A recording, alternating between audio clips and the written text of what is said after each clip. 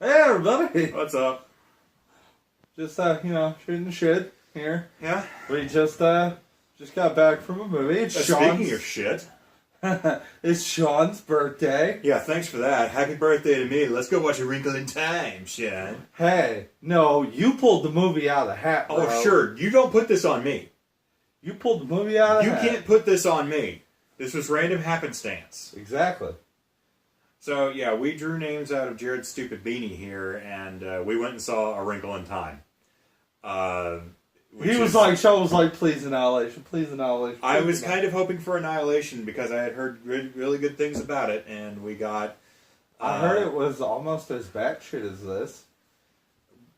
Yeah, this movie's a little out there. So, for those who aren't aware, A Wrinkle in Time is based off of a kid's book written somewhere in the 1970s, 1980s. I'm not real sure. Oh, wow. It's been a while, but it involves a whole bunch of weird stuff. I have not read all of it. I have started it, and I usually do audiobooks. I work overnight. I do a lot of bending and moving, and it helps I can tune out the music they have playing in the background, and I can just listen to whatever. Oh, man, I'm completely on the audio train, man. I'm listening to Ready Player One currently. But before the movie comes out. So this movie starts out a little different than the book, which I'm kind of okay with. Yeah. Because the book is kind of front-loaded as shit. How does the book start out? The book starts out very similarly, except you meet Mrs. Whatsit during the storm, and you also meet their mother that same night. And you kind of get a feel for what's going on. To my knowledge, there's no stuck-up, snooty brats at the school. Wait, no, we met both of them during the storm. Right, but you don't meet the mother, and you don't meet Miss Whatsit. This is like the very first night. Yeah, the mother and Miss Whatsit were there. Yeah, but you had her go to school. But it happens before that. Oh, yeah, you're right. Yep. So right. Never mind. You're right. They mixed up some time events, which I get. It's okay. I don't have a problem with that. But at the same time, if you're going to do that, do the show, don't tell, because this movie has exposition coming out of its ass. Well, to be fair though, this movie wasn't long. No, it just felt long. You have roughly 20 minutes of a setup with the misses, all the three misses and all that, and then about 40 minutes of in between, and then about 30 minutes of conclusion. Yeah, the final act is about a half an hour long. That was my favorite part, though. Jesus. That's because it goes completely and totally off the rails. But we'll get to that. Yeah. Because you really have to sit through a slog to get to this movie. Yeah. Being batshit insane. The first, okay, her dad left, and then it kind of explains what he was experimenting with, and then then the Mrs. characters start showing up. Well, in between, you're giving the Cliff Notes version, because in between there, we also have to put up with everybody around them talking behind kids' backs, which really great teachering there, people. And then you're going to tell me that this little kid was sitting directly behind you, in view of you, and you're just going to stand there and go, man, these kids are just fucking weird. Sorry, see, he's smart, but it's so sad that his dad disappeared 4 years ago. And then his sister's just completely awful child. And then, oh my God, you're sitting right there? Then you get Girl Meets World being a bitch. That, as far as I'm aware, is something that is new to the movie, and I don't know why. They set it up to show the darkness later, and why she is the way she is because of all that. But that still doesn't make a whole lot of sense. She's a bitch because she's insecure about herself. But then they destroy the darkness and those insecurities go away? Yes, exactly, because she's smiling and waved. People are not in control of their own actions and thoughts. They're not dictated by their environment or interactions with others. It is all based on some kind of nebulous, interdimensional being that sits somewhere in space-time, only accessible by love and your will. Yeah, it's the dark side of the Force, basically. Yeah, pretty much. So, but that we just saved you about 45 minutes of movie right there. Dude, by far, the best actor in this thing is that little kid. The kid who plays Charles Wallace. Which, if you're going to change something, change the fact that everybody refers to him as Charles Wallace. He has 3 first names for his fucking. Well, because they're Miller. His last name is Miller, right? Yes. Okay, so he's Charles Wallace Miller. And people who have 2 first names as their entire name, like Logan Paul, hate that. It's just something in my brain that tweaks. It's like, God, pretension. And now this kid's got 3 first names, and he is the exposition hose for everything in this movie. Anytime you need something explained, it's the kid. Anytime something needs to happen, it's the kid who talks about it. And I'm gonna give the kid all the kids props. All the kids in this movie did perfectly fine. Yeah, that little kid killed it though. He was fine. Yeah. Chris Pine was really good. Yes. The woman who played the mom was really good. I do not know her name. Jared will display it. I have never seen her in anything before. That's why I do not remember. Currently, yes. That's why I do not remember her. I would like to see her in other things, hopefully, because she was pretty good here, but they don't give her a lot to do. No. See, in the book, when you first meet her, you kind of get a feeling for what she does, how she acts, what she actually does scientifically, rather than just go with her husband to get embarrassed. Yeah, it was like she focused on the small and he focused on the large. That's all. Which doesn't explain anything in the movie or in the book. She talks a little bit about it and says like, "Well, he handled X, Y, and Z. I did such and such. I focused more on other portions." And she would actually still be running experiments and stuff. Okay. So that's sort of a departure from the book as well. Past the meeting of Mrs. Who, I don't know in the book. So from there on, I'm just along for the ride like everybody else. And what happens is pretty damn boring.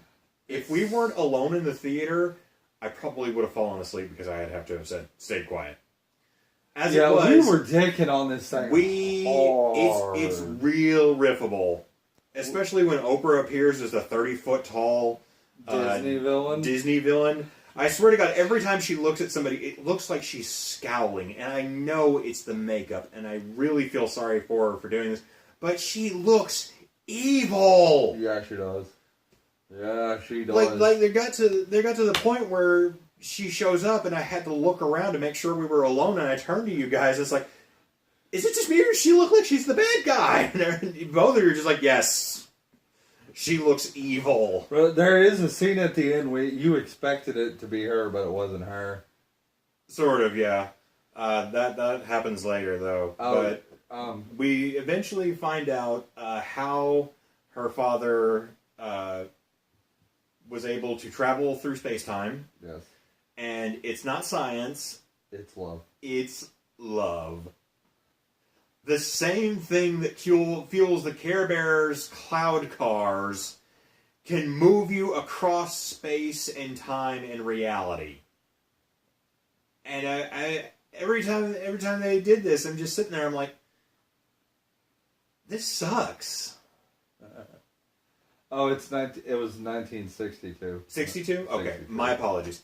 But yeah, I don't really know who to pin this on because I don't know how much the author was involved or her estate. I don't know if she's still around. So I don't know how much input was involved from that side of it versus how much was a studio decision. I really kind of want to go and read it or at least listen to it. Yes. Now, because this thing is batshit, dude. Yeah, there's a lot of them milling about for almost 20 minutes. That little kid, though, man, I can't. And right at the end, the kid turns evil, and he becomes. I don't know how to describe him. He's like a more energetic Damien from The Omen. I think is the best way I described it in the theater. Yeah, dude, he like it even does the voiceover, and like his eyes glow. I'm just like, yes! Yeah, I was sitting there. I'm yes! like, yay! I'm so evil excited. kid. But it really doesn't do any. It just kind of meanders about and has pretty visuals, and it's like, well, this is great, but yeah, it's what's not, going on? Yeah, and then the girl. The kills, fuck am I looking at? Then a girl kills the evil version of herself. They did do a "Shut Up, Meg" line in there, and I laughed because I don't know if that's actually in the book or if they added that. I have a feeling they probably added that because it would have hit a funny point. It was like, "Shut up, Meg," and I was like, "Ha." Yeah. Family Guy. But they're gonna sue the shit out of you, Disney. No, they can't because Family Guy is now owned by Disney. What? Oh shit! Yeah, it is. Oh, that's right, motherfuck. But eventually, we get to the darkness because I don't remember what the fuck they called it. Basically, it had the planet of like darkness. Cambodia or something had a name. I'm just gonna call it Cambodia. So we get to Cambodia and the dark place, the Cis planet. It's supposed to be the place of all darkness in the universe. The only thing that moves faster than light is the darkness, which is just like that doesn't make a lot of sense. In theory, the darkness encroaches the exact same speed as light because you cannot go faster than light. But eventually we get there and... Camazotz. Camazotz? Camazotz. Camazotz. I was close. C-A-M-A-Z-O-T-Z. Camazotz. Camazotz? With an S? No, with a Z. C-A-M-A-Z-O-T-Z. Camazotz. Camazotz. Yeah. Okay, so we get to Camazotz. Thank you, English Professor Jared. And I'm just looking up from... we go through all this stuff. You meet up with Michael Pena. And it was probably one of the best adults in this movie. Because when it comes down to it, you have Zach Galifianakis in a cave. Reese Witherspoon in a bed sheet. Another lady who I haven't seen a lot of things from, but I know she's well known, and that's just me not knowing her. And Oprah Winfrey looking evil. Or like she should be in the new Aquaman movie, because she does go through a wardrobe change that looked like she needed to be under the sea. Yeah, she very much looked like Ursula the Sea Witch. And then she looked like an evil Elsa. Yes. But long story short, we finally get to Camazotz's, and Michael Pena is waiting for them on a beach. Well, no, first they go through the suburbs. They go through the suburbs because that was a necessary detour. Because that you find that there's a bunch of creepy kids that go into houses that fold down. Yeah. And people that tempt them with food, but they don't eat it. There's a sequel. I figured there probably was. But we go to the beach, and Michael Pena talks to the kid, and he hypnotizes him with math. Like, he starts talking to him, and he's like, just like, two plus itself is 4, 3 plus itself is 6, 4 plus itself is 8, and the kid keeps continuing with it, and it's like, okay. Mindy Kaling is Mrs. Who. Mindy Kaling. Is she part of the Mindy Project? That might be where I've seen her, if she is. Comedian. I have a feeling this. I think I It works. Yep. Yeah, there we go. But and a voice on Wreck-It Ralph. Ah, cool. But he takes him, and apparently he embodies the spirit of the darkness or something, because he goes evil. It's great, though. It is wonderful. All the while he's talking shit, and he's like, you don't... Shut the fuck up, Meg. you don't actually want to be here. You came because I insisted. That's the only reason you're here, is because I muscled everything for it, because I made the way for it. I'm just like, well, he's not wrong. Okay, I want to give this kid full and proper props. His name is Derek McCabe. Yes. This kid is 9. He's 9? He's 9 years old. Really? He killed it. He 100% did. He was born August 28th, 2008, the year I graduated high school. Well, this kid is 9. We don't need you drawing creepy connections to the board. No, I'm just saying, like, 2008, this kid is 9. About to be 10 in, like, a couple months. This kid killed it. No, he's great. Out of all the kids, he is the one who will probably have the best career after this, because he acts his ass off. Yeah, he does. And I want to see him in more over-the-top roles as time goes on, because I have a feeling he could chew at least as much scenery as John Lithgow. And it turns out that they find their dad, and dad says, "All right, look, the darkness has him. We have to leave. If we don't, I'm not going to be able to come back. I'm not going to be able to make it out of here. We have to go."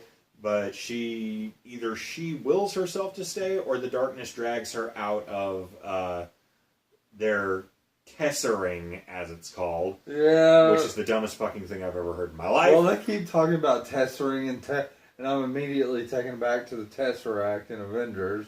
Well, a tesseract is an object. The concept of that is exists long before that. Yeah. A tesseract is a fourth-dimensional object that exists outside of our scope of laws of time and space.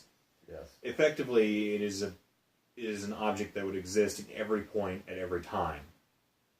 And you would be able to move and shift with it. Yes. But apparently that is not what it is. It's love. I think. Because that's how they move through time and space. Yeah. But the girl did pretty good, especially when it did the whole split her and show what she could be. And yeah, it's just like, the darkness is talking, it's like, you could be a stuck-up bitch just like all those other a-hole girls at school if you wanted to. See? Isn't she hot? I'd fuck her. You just got a little creepy. That chick's like 13. That's what it was kind of implying. Yeah. It's like, it's the better you. It will have friends. It will be at parties and get good grades. And then she killed herself. And yeah, she's like, no! She gets real angry and pushes that copy of herself off a cliff, and she screams down to the bottom of an endless pit of darkness. And the girl, the chick who acted, her name's Storm Reed. Yes, I would also like to see what she goes on to do. She's been in a lot of stuff. She was in 12 Years a Slave. Was she? This is the first time I've seen her. And she was in Slight as the little sister, one of my top movies of last year. Okay. So I've seen her here and there before. She's also done TV stuff. Done a lot more than the other two. But as long as we're talking about the kids, the weakest link has to be the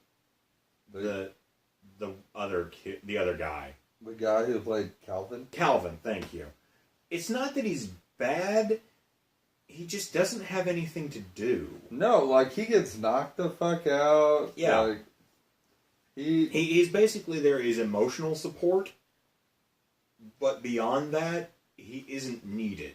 Oh, wow. What's that? He played Peter Pan in 2015 in that really bad Peter Pan movie. That makes a lot of sense. But, yeah, I think if they wanted to try and update this, either... I don't know how much, again, I don't know how much of this comes from the book versus how much was rewritten for the screen. But if this was his original purpose in the book, it could very easily have just been done by Charles Wallace. And the emotional support would have made a lot more sense. Coming from her brother. He's just kind of there. Yeah, he's just kind of hanging about. He's there to just be there. But yeah. Like, he's there to kind of, I guess, draw a parallel between Meg and her relationship with her mother, which is pretty good. Despite the fact that she's kind of a slacker. Kid's dad is a dick. Like, we always see it for like 10 This kid's seconds. dad's like Gordon Gekko, standing there screaming at him for getting an 86. Bees suck! You can do better than a bee! Like, are you just retarded, or do you not care? And I'm just like, damn, man. I didn't get... Dial it back. You're one step away from her coffee is for closers speech on this kid. I mean, dude, for real, like, a lot of parents, like, nowadays, especially with the high five of their kids for getting a B. Are you kidding me? My parents said, hey, fucking awesome job when I got a B. Mine were like, hey, we don't want to see anything lower than, like, I got shit when I got C's and D's. But, Yeah, that was me. Yeah. My parents generally were like, B, all right, go for it. Do more. You can do better, but they're happy you got a B. They're like, it could be an A, but you're still good. Yeah. Like, that was the speech I got from my grandma. That was mine. That was my upbringing right there. But you can do better, but you're doing good. That's it. Were you raised by a Chinese woman from the Bronx? No. You can do better, but you're doing good. I don't know how to do an old lady, okay? You can do better, dearie, but you're doing fine. My grandma didn't sound like that, though. Well, I'm sorry I tried to give voice to your inner thoughts. Anyway, long story short, they fight the bad guy with love. She frees her little brother. She frees her little brother by saying that she loves him and he should love her.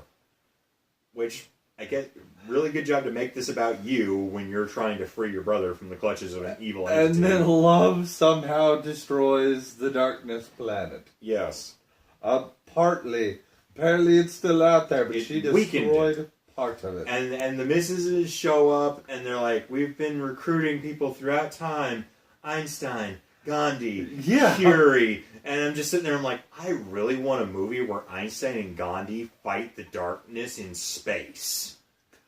That would be awesome. Because that sounds great. I'm honestly surprised they didn't say Oprah. Yeah, I'm very glad they showed restraint on that because it would have been real easy for them to do that. But yeah, so all in all, A Wrinkle in Time, and that's basically where the movie ends because everything else after that is just them going home and getting all weepy-eyed that they're all family together now, and you find out that the darkness is what was making the bitch at school a bitch, not, personal life or ideals held by her or any kind of influence that would make it to where she is responsible for her actions. She just wanted to be skinny and perfect and had, like, a little thing on her board. Which is the fault of the darkness. Which she was torturing herself. It's not a societal ideal that she tries to uphold. It's strictly an interdimensional being that projects dark feelings into your mind. When somebody else gets promoted ahead of you, it's not anger or bias against the system that you feel jilted by. It's strictly because of some kind of nebulous object sitting out in the middle of somewhere space, spreading tendrils into your mind. So does that mean, like, if we go beat this thing, we should let all the murderers out of prison? More or less, because they're not in control of it. I guess that's how Walt Disney described his hate of the Jews. I think that's actually a myth. Oh, I think I looked that up at one point, and like Snopes was like, no, that's something that got spread. Maybe. He might have been anti-Semitic. I don't know. There was some talk about that during the 1950s, I think. But I've never seen any actively Jewish characters in anything Disney. What about Watto in Star Wars? Wasn't owned by Disney at the time. Oh, snap, that's right. I guess Lucas was just anti-Semitic then. Anyway, A Wrinkle in Time is visually interesting to look at most times. Yeah, when it's interesting to look at into a weird plant thing. It's interesting to look at in small bursts. When they get to the first planet, it looks very bright and vibrant and really interesting, and I want to know more of what's going on in that world. But then it stops, and they go to a rock planet, and they go to a cave which is really, really orange, but that's about it. I thought they were kyber crystals and we're going to power an orange lightsaber. Maybe. With the size of the ring that Oprah wore on her finger, I could have sworn that she was just an elder from the galaxy, and that she was actually part of the Guardians of Oa, and she was going to start inducting people into the Green Lantern Corps. Huh? I would have backed this movie entirely if it overrode Ryan Reynolds' Green Lantern movie. Yeah, but they're not owned by Disney yet. Yeah. We're gonna get a DC Marvel merge, and it's gonna be a fuck fest. Like, in like 10 man, years. Kingdom Hearts 4, Batman teams up with Sora. Okay, first of all, they have to put Kingdom Hearts 3 out. I've been waiting for that fucker for like 10 years. Well, it's coming, and I'll do a review of it when it gets here. They keep saying that. Yeah, I know. They said it's coming for like... You know what? You know what's came sooner than that? Winter in Game of Thrones. For fucking 10 years I heard winter was coming, but it finally showed the fuck up. Guess what hasn't yet? Kingdom Hearts 3. Did the dragons come as well? Yeah. They were in season 1. Did they have big floppy wieners? No. Oh. No. George R. Martin, you lied to me. Anyway, getting back on track. Wrinkle in Time is... It's kind of a mixed bag. It looks really good in some parts. Like at the very end, they do some really interesting kind of mind-trippy stuff with her plotting out where she has to go, and it kind of looks like blueprints in the air when she steps and interacts with objects. Was cool. It was kind of neat. The darkness area was really bland when they got there, and the beach scene was at a beach. Yeah. It was all just kind of random. The suburb place was a little more interesting, and I kind of wish that they did something with that there, and I'm very sad that they didn't.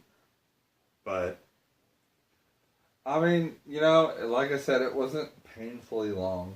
no, it only clocks in at an hour and a half, but it feels like a lot longer than that. Yeah, but Disney, this thing's not going to do anything. Like, No, with their, well, again, This Disney is- doesn't need to, seeing as how Black Panther is still raking in This money is- after hitting the $1 billion mark. dude, this is pre-open night, and we were the only ones in there. Yes. Like, So I don't know how premiere well. night, and that's 3 of us chilling. Yeah, So, in a totally empty theater.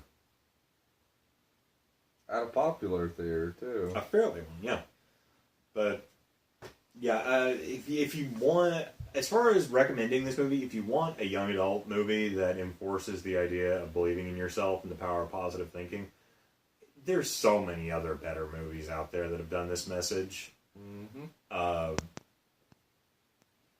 Like, Pick one. go watch The Neverending Story. Yeah. That movie tells pretty much the exact same message and is way more entertaining. I will agree with that. There's TV shows that even do that. Like, Yeah. you can probably watch a superhero movie and get that out of it too. No, you don't want to do that. This is a story about real kids that travel the universe with the power of heart. Captain Planet. Only the Mati sections, though. Well, Because he has heart. Actually, funny story. Doug Walker has ruined Mati for me. Because he had a character dress up as a full-grown Mati on the Nostalgia Critic show. oh wow. And just that guy's accent and the way he talked, it's so funny because my mind immediately associates that with Mati over The actual character. over the actual character. Oh wow. And he just has this kind of really, really nasally voice.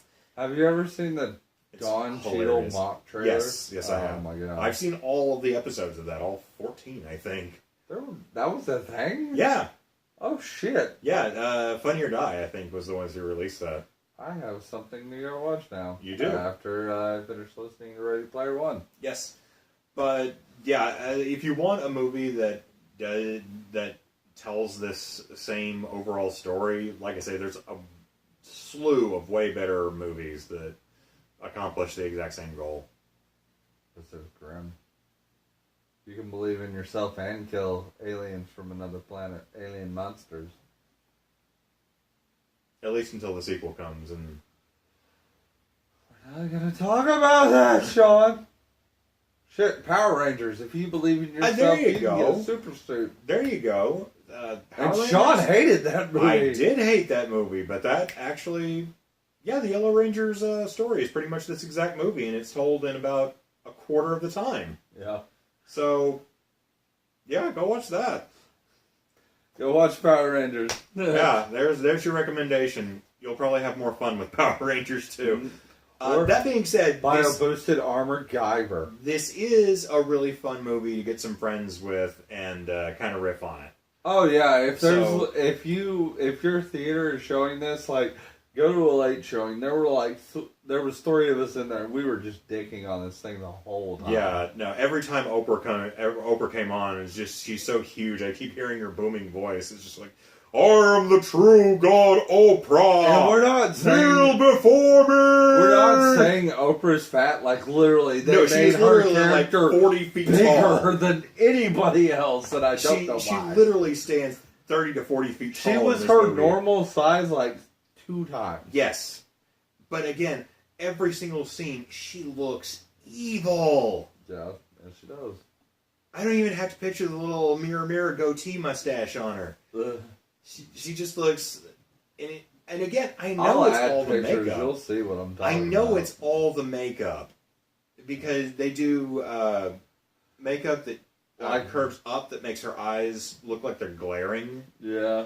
and I don't know if they just didn't run this through tests and like screenings and were like, I don't know, this is maybe make her look less like she's going to kill them and sacrifice them to the dark god. Just a little bit. Nope. I guess that really wraps it up. Like we've kind of just started repeating ourselves. It Yeah. kind of wraps it up. Well, that's man. okay because the movie kind of starts repeating itself too. Oh yeah. Well. We've come full circle. Yep. It's a cosmic loop. We're trapped in a loop, Dad. We have to break it. Use your power of love to transit out. Well, we love you guys. See you guys later. Bye. Laters.